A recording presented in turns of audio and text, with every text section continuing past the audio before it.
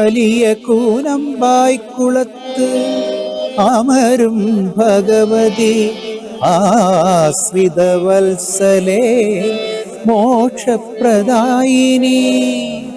അടിമലരിണ കണ്ട് തൊഴുതു മടങ്ങുവാൻ അകതാരിൽ ഭക്തിയുമായി അടിയങ്ങളെത്തുന്നു.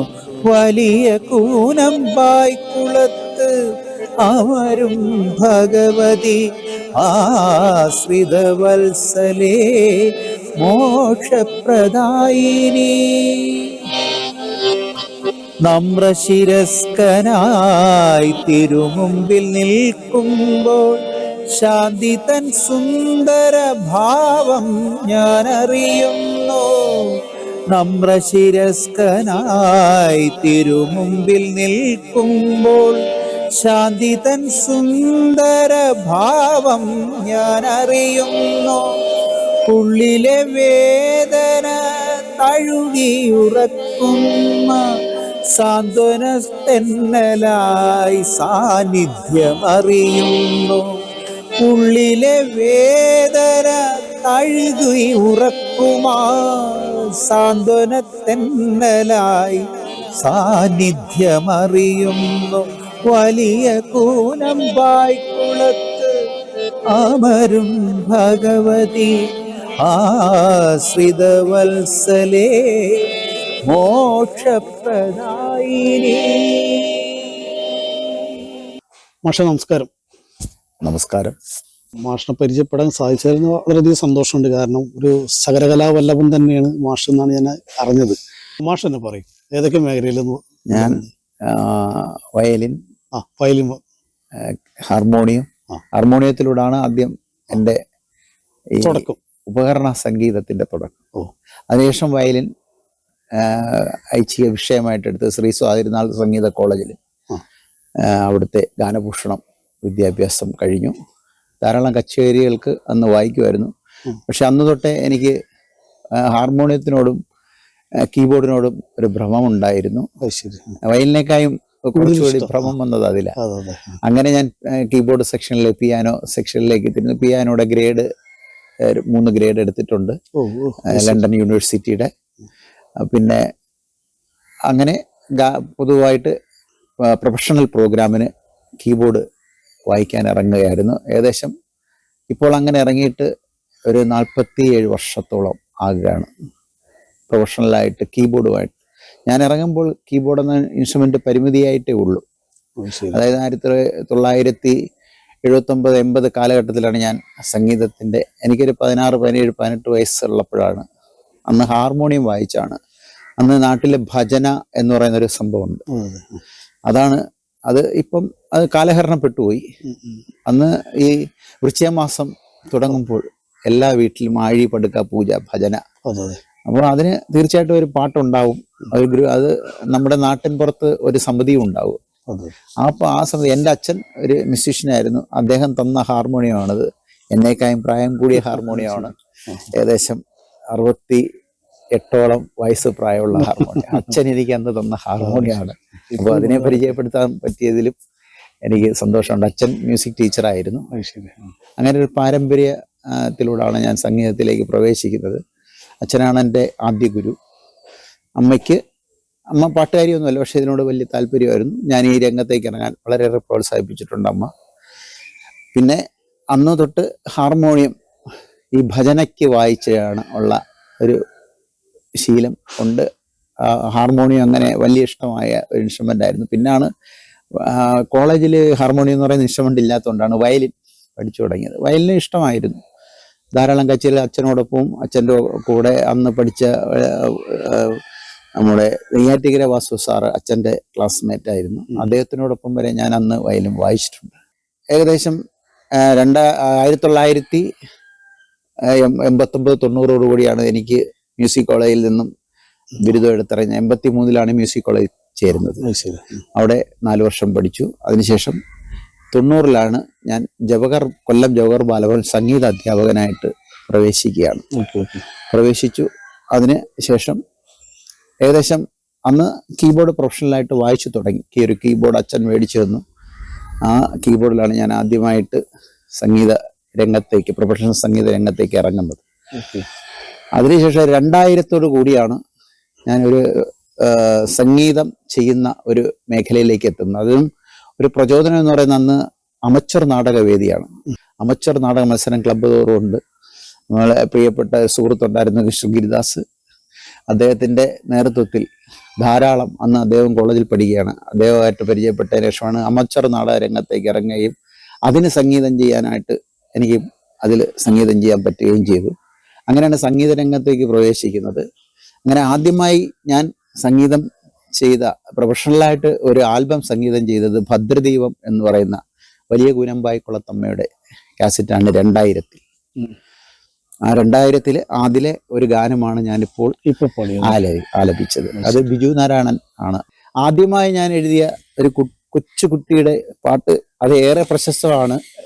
ഈ സകല നഴ്സറിയിലും ഇപ്പോഴും LKG സ്റ്റുഡൻസിന് പഠിപ്പിക്കുന്ന പാട്ടാണ്. അതൊരു 4 വരി പാടാം.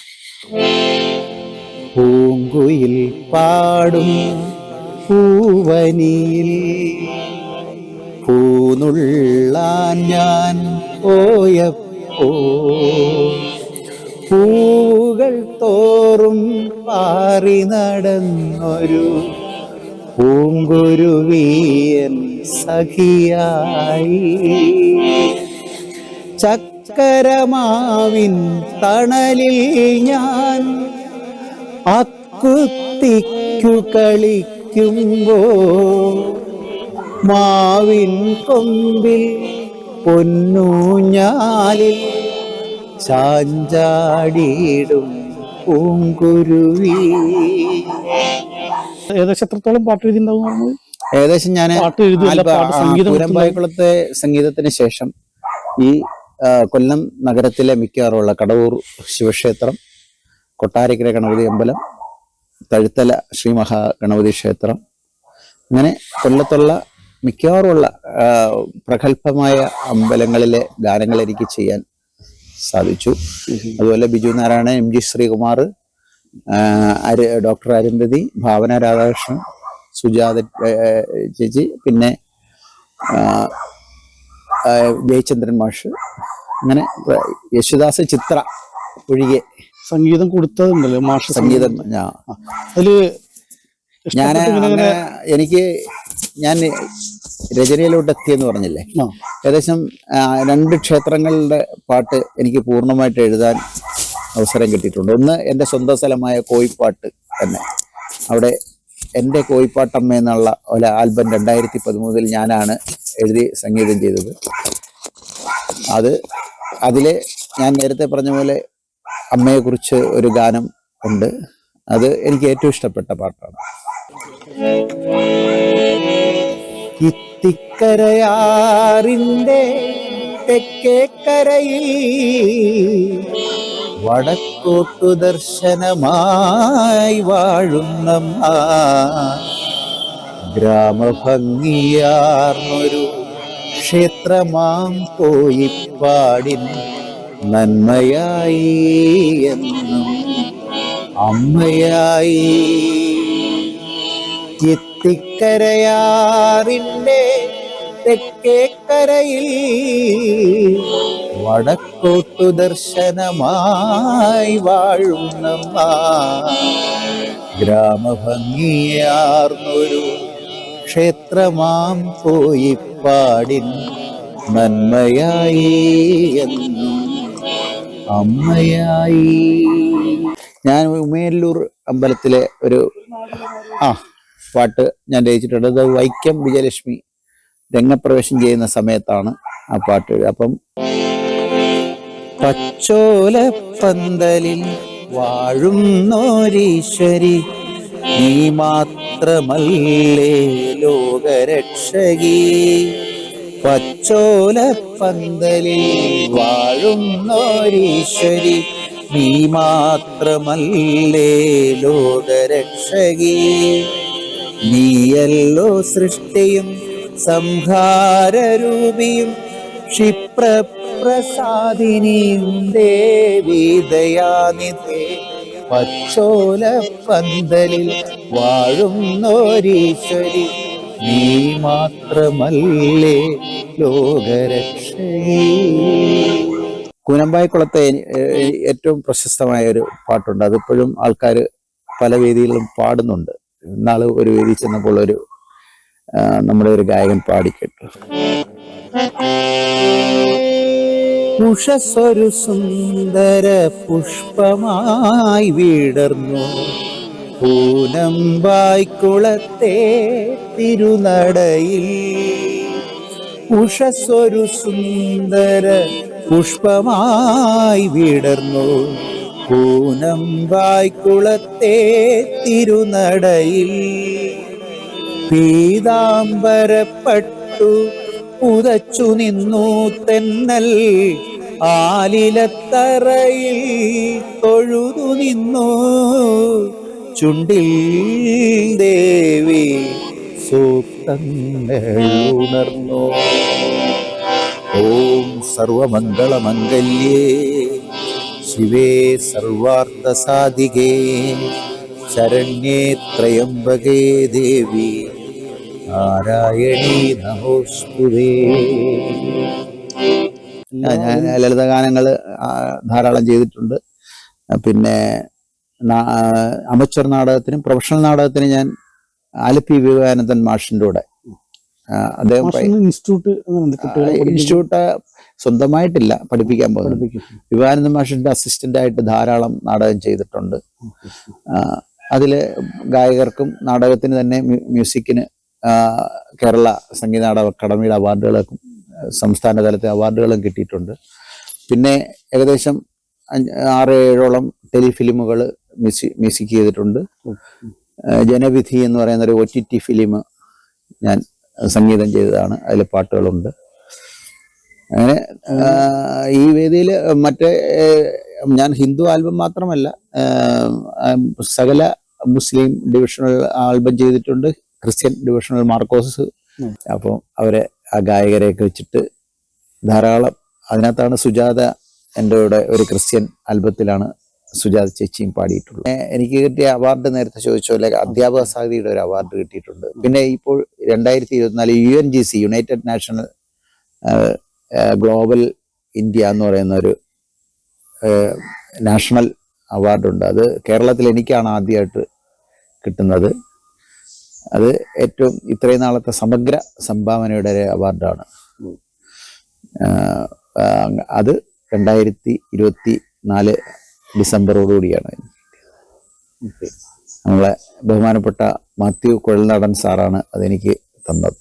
എന്തായാലും സന്തോഷം മാഷെ, ഇന്നത്തെ ഒരു എപ്പിസോഡ് മാഷിനെ കിട്ടിയതും പരിചയപ്പെടാൻ സാധിച്ചതിലും. മാഷയുടെ വീട് കറക്റ്റ് കൊല്ലം.